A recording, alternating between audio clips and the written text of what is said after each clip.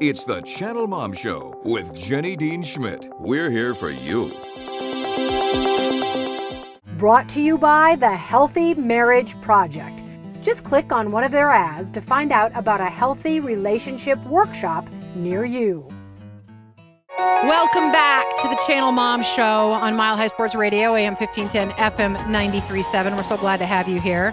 This is the Channel Mom Show, and we are here for you, Mom. Please know that. Okay, so Carrie has brought us through her story. She was the proud mama, and her husband was the proud papa of 4 children, Abby, Josh, Beth, and Chris. Josh and Beth were diagnosed with CF. They both said they did not want to die from CF.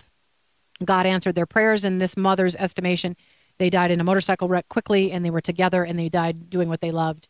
And so that was all important to you, and you were able to make peace with it. So I'm bringing people up to date. So you lost your Josh, you lost your Beth. And how old were they? Tell people. Josh was 20, and Beth had just turned 17. And Josh was just going into the military and all excited. Oh, yes. And Beth was a gifted girl. She loved the mission field. Yeah. She had a huge heart. Yeah, and I would see her with kids. She loved kids. Oh, yeah. And a huge smile and encouragement for everybody. She knit together the swim team at Platte Canyon High School, and they said it was the first time that they'd ever had a team rather than a bunch of cliques. Yeah. And she became known as the social butterfly. Yeah. So it was her smile. Yeah. And she's beautiful, blonde, beautiful girl, blue eyes. Oh, yes. Yeah, just beautiful girl. Yeah. Okay, so Josh and Beth are gone. The remaining child that you have home, Abby, has gone. She's off living an adult life at this point. And Chris is still home. So tell us what happened after Josh and Beth died. Well, we all, of course, as you would suspect, had a horribly rough time. We all grieved in our own way, which is very normal for grief. Each person's grief is unique because our relationships are unique, and we're created as unique people. Abby chose to move up to Summit County, and she lost her grief in snowboarding every night after work up at Keystone, and working at a spa. And that was how she buried her grief, was in busyness. Chris, he pulled within himself, and a lot of just music, a lot of time alone. But slowly over a period of about 2 years, we all kind of pulled out, and we all got counseling, and which was very, very beneficial, both as a family together as well as individuals. And things looked like they were going really, really well. And I had bought Chris a ski pass for Copper Mountain, and myself a ski pass, and that was how he was going to earn his way through his final PE credit. Yeah, that's a good way. I just asked him, "Can you put in 150, hours of snowboarding?" Yeah, because you were a homeschooler, and that was going to be his way to get a PE credit. That's fabulous. Yeah. And so things had turned around, and really we were up on the upswing, and really doing some fun stuff, getting back into school, nitty gritty. In 1 year, he passed his Algebra 1, Algebra 2, and started into calculus. Wow. So he was definitely the brains of the family. Smart boy. Very smart. And very applied. Yes. And so it was, he would have his ups and downs. Well, he missed his big brother and his big sister. How old was he? How much younger was he than them? He was about 5 years younger than Josh, and so 2.5 years younger than Beth.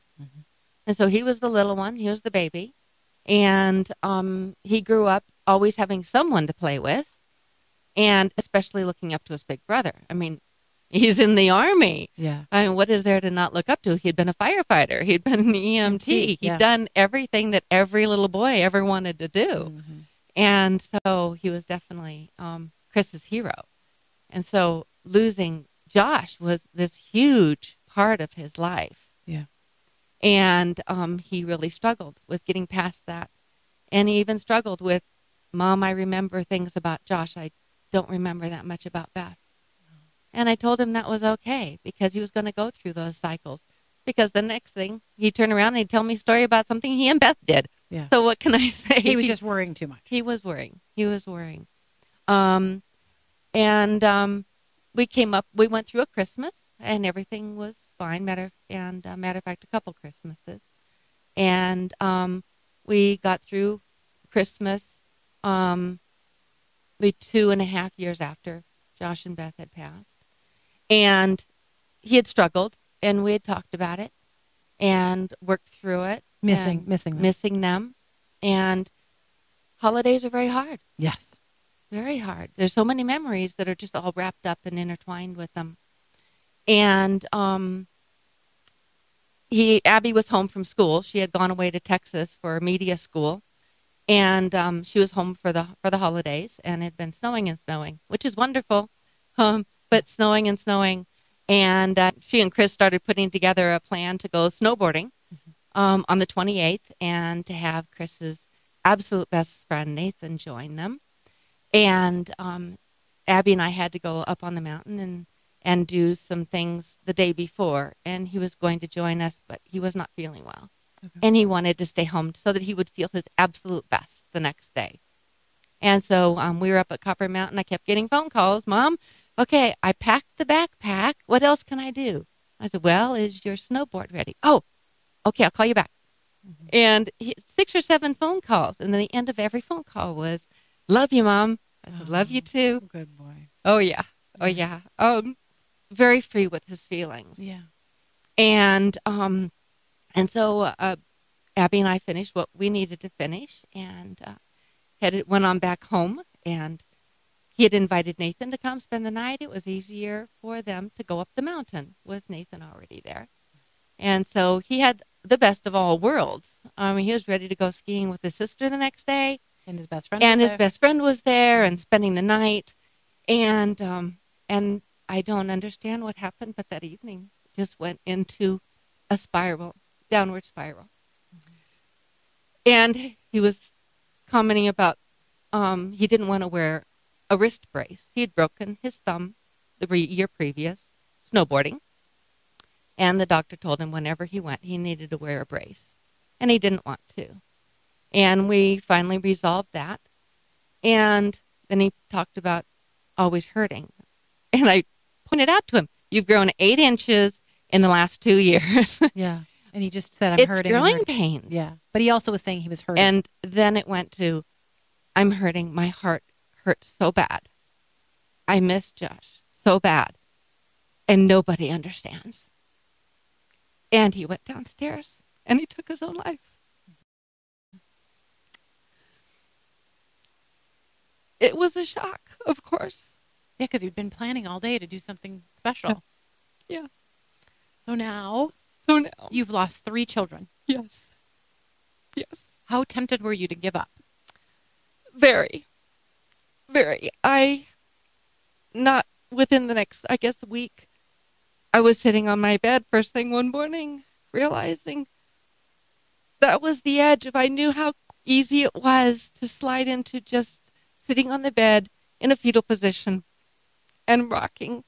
And now I knew, at that point, I knew that was something that could happen, that I could slide over the edge. Mm-hmm. But I chose to put my feet firmly on the floor and turn to the Lord. You remember that day? I do vividly. Yeah. Vividly. Carrie, most people do not even want to imagine losing one child. You have said to me that for some reason God allowed you to lose 3 out of your 4 children. We have about 5 minutes left, and I don't want to belittle this. You have an amazing story. I want people to know every time I see Carrie in my town and at my church, she reminds me of why I believe in God. And some people would say that's a very reason not to believe in God, is that he would allow that to happen to her. But instead, I see the hope that you have, the love that you have, and how you yourself have said, I've turned around and tried to do what I think God has called me to do, which is to help other people. Mm-hmm. So tell me, when you put your feet on the floor, what you decided to do, what you and your husband decided to do to move on and to help others. Well, we went looking for a group that would help us in healing, and we found Grief Share. Mm-hmm. And we thought we can sink our teeth into a 13-week study that will bring us healing. And so we started attending and realized this was something we could share And we started becoming leaders and have now led 8 groups. And it has been so amazing.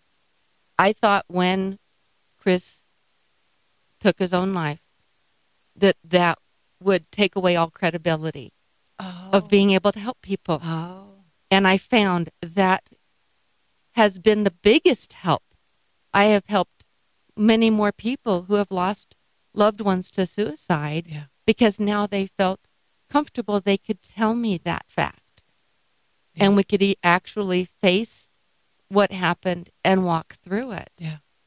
And I've watched you do that. I've watched you do that with people. In fact, I remember somebody in our town losing somebody in similar circumstances, and immediately everybody knew to call you. To help this person. To help this parent. And without that having happened, it is an epidemic. Suicide is an epidemic. And God gave me the ability to take that experience and turn it for good. People aren't going to believe it, and I want them to understand the next 2 minutes, and then we're going to give your contact information. They're almost not going to believe she lost 3 children, and she's not angry with God, and instead she's chosen to have hope in Him and help other people to get through pain and to have hope and faith. True? You're really not mad? No. And I do not understand why I never did get mad. I really felt that God would use this for good. I mean, I could not get mad after losing Josh and Beth because God had answered a prayer. And after losing Chris, I got angry at Chris. But that was his choice. But God took his choice and has used that for me to bring comfort to others. What do people say to you? And then we're going to get to your contact information. What do they say about how you give them hope and help? Well, I was prompted to write a teen grief group, which is basically a handbook for walking with teens through grief. Losing siblings. People who have lost siblings, kids who have lost close friends. I mean, we see it almost every day on the news of a child being shot. They lose loved ones at a higher rate now than ever, I believe. And so I wrote the teen curriculum. And then I also have Psalms 40 Ministries. And that's just for more of a personal conversation with people and helping people to find other places that they can go for help. Okay. So your contact stuff, I know there are going to be some people out there today that need to get a hold of you. So give us their contact information, and then we may have time for one more quick thing. How do people get a hold of you if they're grieving, if they've gone through loss? Okay, they can reach me on Facebook if they have Facebook. And so that's the facebook.com/Psalm. Yeah, I forgot the S on that one. 40 Psalm.40.ministries. And then they could also just look for that, search for that on Facebook. They could write me at the PS40 Ministries. PS40 Ministries. At gmail.com. At Gmail. And you have a lot of other things, but they can find you. You also have a blog spot, is that correct? Yes, I have a blog spot, carriezorno.blogspot.com. Okay. That's going to have to be our tip for busy moms. But let me say this. Listen to Carrie's story and appreciate what you have in this life. And if you've lost something, turn around and help somebody else. Yes, definitely. Yeah. Definitely. Helping helps. Helping helps. That's right. Helping other people helps you heal, doesn't it? Yes. Carrie Zorno, I love you. God bless you. Thank you for being on the show. You have schooled me and helped me to appreciate what I have.